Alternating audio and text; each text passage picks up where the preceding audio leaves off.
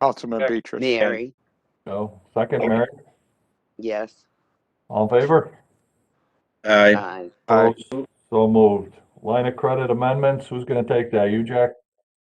Paul? Yeah, basically, we, after reviewing with the bank and Paul, we decided to just push the dates basically out a little further. The dollar amounts are the same, but we just needed, because of that, the pushing of the dates, we needed to have this resolution to approve. So that's, I mean, pretty much, you know, in a nutshell. Hey, Bob, I thought we had a resolution where we could just handle these things, don't we? Well, we did have, when we first entered into this agreement, like 2 or 3 years ago, we did have some omnibus language to allow us to amend from time to time, but the bank did not like that. Although in the intervening change they did, but for this time they didn't. And they got pretty specific with the changes in this resolution, which are all denoted in the resolution. So this resolution has been already approved by bank council, and I think we're ready to close as soon as tomorrow, assuming the board approves of this. Okay. Right.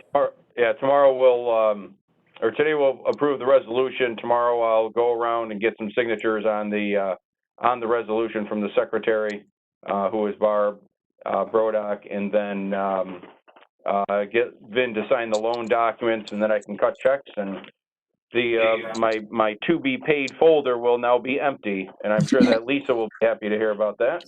Mostly Paul, but yes. Bob, you're comfortable with the changes? Yes, and Melanie's reviewed the bank docs already, so we're Utica Harbor's in good shape. Okay. Yeah, all been reviewed.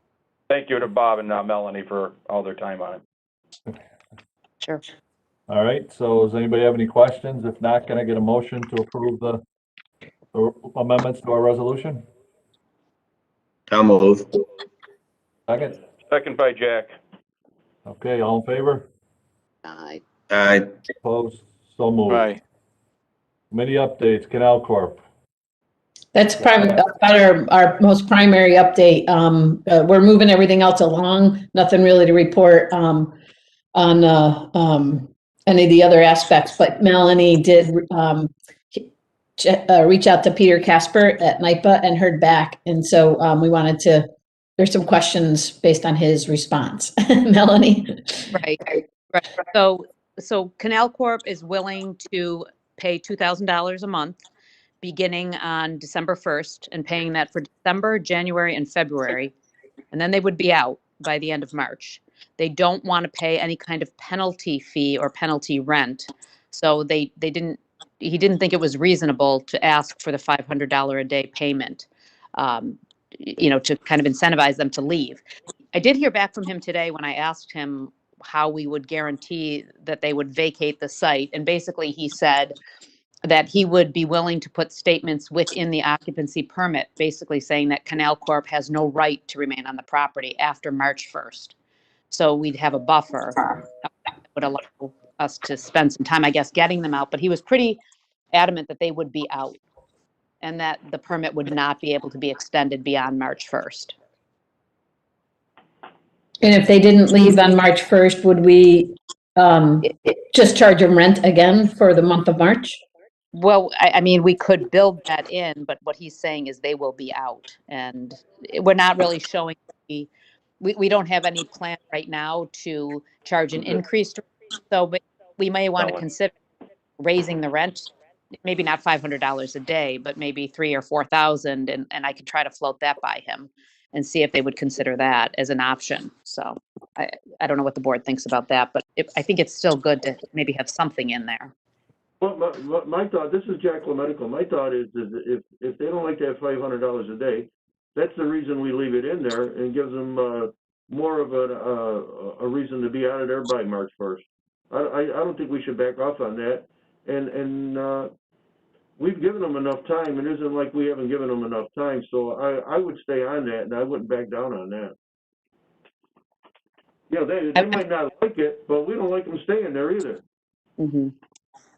So what he's suggesting, and this is their counsel, that they would be out by March 1st, and basically he's telling me that they wouldn't agree to that because it sounds like a penalty. I don't know I don't know what kind of leverage we have to force. Isn't that what it is? Yes, that's what we're calling it. We're not calling it but yes, that's what Let him call it anything he wants, but, A holdover fee. you know, whatever you want to call it, but you got to be out of there or you're going to pay it. I'm only one member here, but I certainly think that we need to stay strong on this, or they're going to milk us to the cows come home. Yeah, if I they're agree with, guaran- I agree with Councilman Lamonaco. Yeah, I mean, if they're guaranteeing they'd be out by March 1st, why wouldn't they sign anything? You know? Exactly. Do you think they would go in charging them the $2,000 a month for as many months as they are going to be there? But if they're past the day, instead of the maybe $500 a day, which is a lot, can we go 5,000 or 500 a week? That's That only would still get us to 2. I mean, maybe increase No, it to I mean you're going to charge them the 2 as a base. Yeah, and that's 500 a week. Then you're going to have charge them. You know, you're going to then charge them $500 a week. I understand the 2, but it's going to be so then it's going to be 2,500 after the first week, and then 3,000, and then 3,500 and 4,000. So then you're in essence doubling that rent.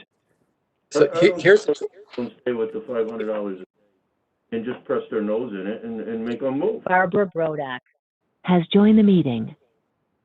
I agree with you there, but here's the thought, just thinking out loud with you guys, a good conversation here too. Does, you know, the fact that we put the $500 as, you know, to let them know we're serious, please get out. And if you don't, it's going to hurt. They don't like that. And they're saying, hey, we're out.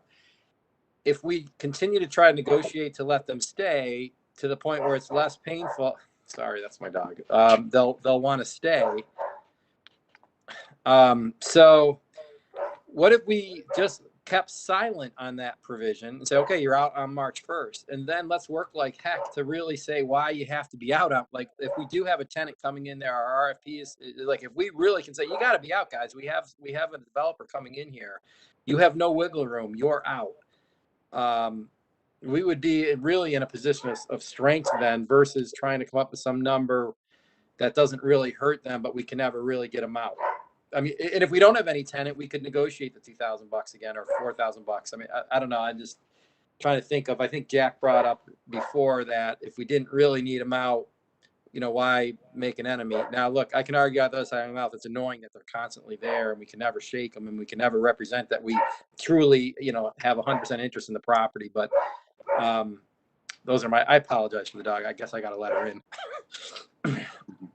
I mean, part of why, the other reason, part of why we did the $500 a day, just as a reminder, I mean, I like Jack's idea that you could do maybe $500 a week on top of the 2,000, was that we were hoping that Peter would take that back to whomever on his side and be like, look, you know, we really have to be out, you know, or this is gonna, you know, it gave him some, I guess, some, you know, and not negotiating, but at least gave him some ability to tell the people at Canal Corp, look, we really got to be out because this is going to be in there. And so we were trying to kind of help him a little bit, you know? Yep, Lisa, I think that he did take it that way, and I think that's why his offer was that he would have it very explicitly stated that they have no right and no permission to be on site after March 1st. Oh, okay. What his offer is. We'll put it in the agreement that it can't be extended and they have no right to be there after March 1st. So it would be 3 months. What do we do if they're still there? Well, that's it. I did go back to him and he didn't really give me an answer. So, So would he give you an answer if we said to him, look, the board is saying no, you know, they want the $500 a day penalty. You haven't offered us any alternatives and kind of forced their hand to come back to us with an alternative. right. Melanie, what do you think? Yeah, I mean, I had talked to Bob about this earlier and we were just saying we didn't want to come back with an alternative. We wanted Canal Corp to give us an idea of what was reasonable because they felt $500 a day was not reasonable. Right. So we think it's reasonable. Let them tell us. We're not, you know, saying, you can trust us. We're going to be out. You know, how many times have we heard that? So if you make it reasonable, they'll stay. Right. Exactly. Right. So, I mean, you know, I think we hold the line. Little military talk.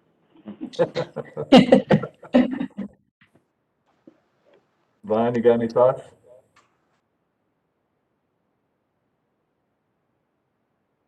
Brian's on the call right now.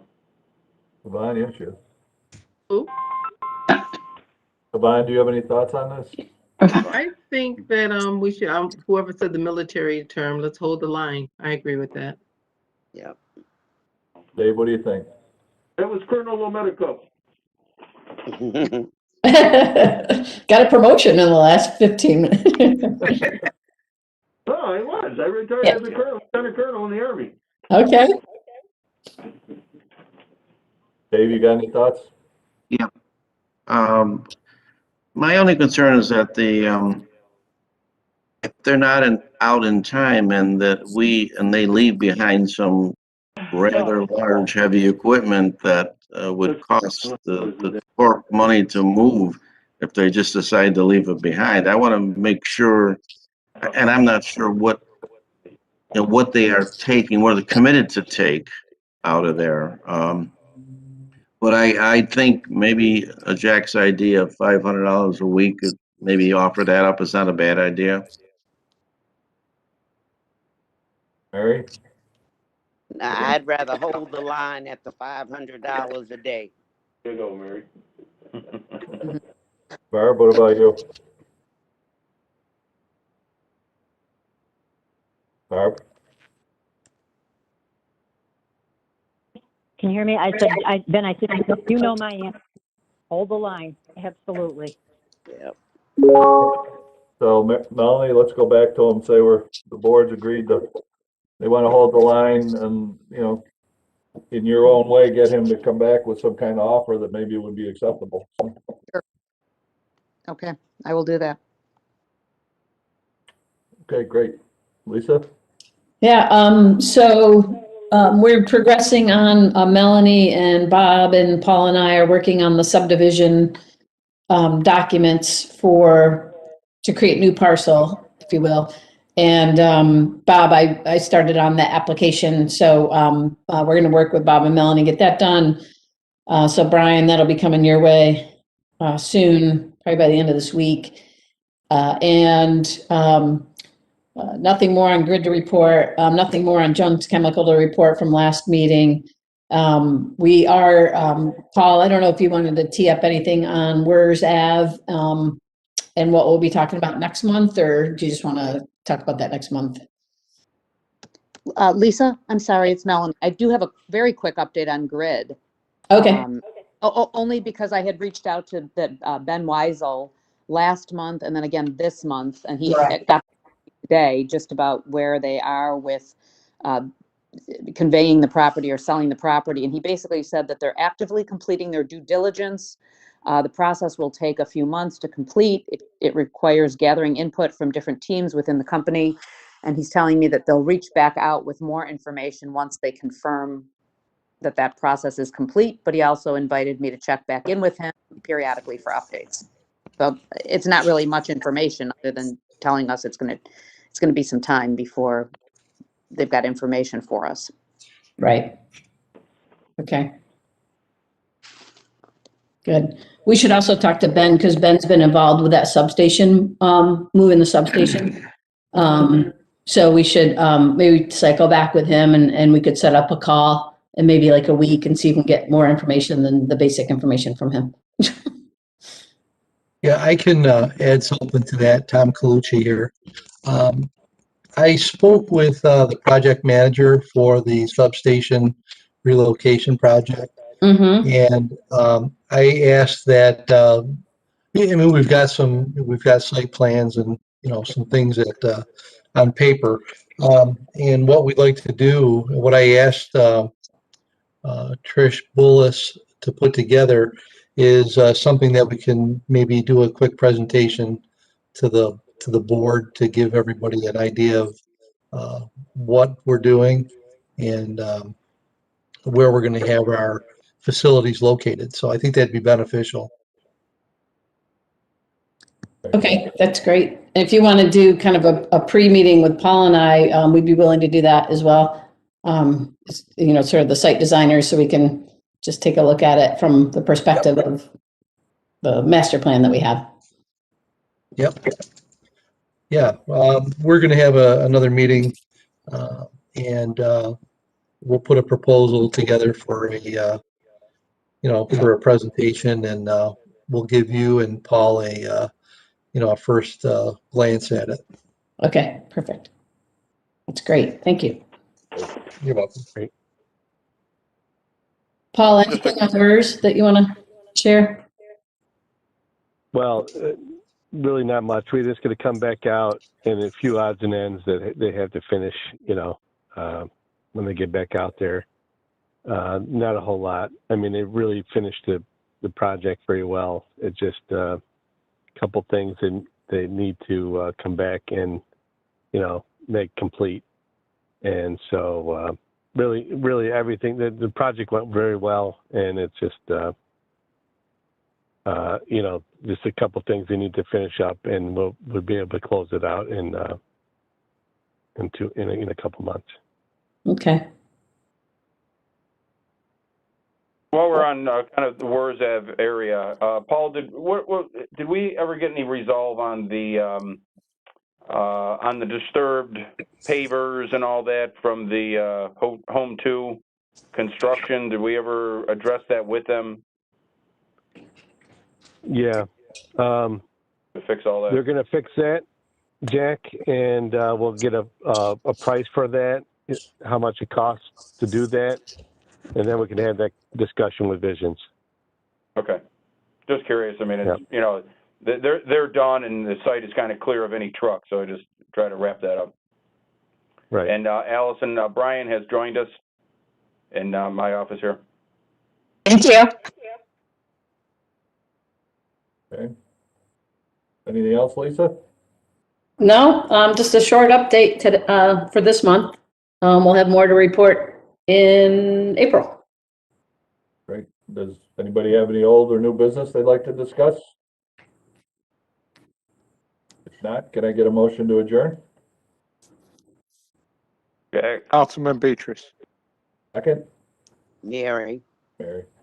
All in favor? Aye. Opposed? So moved. Thanks, everybody. Thanks. I know. Happy Patrick's Day. Stay safe.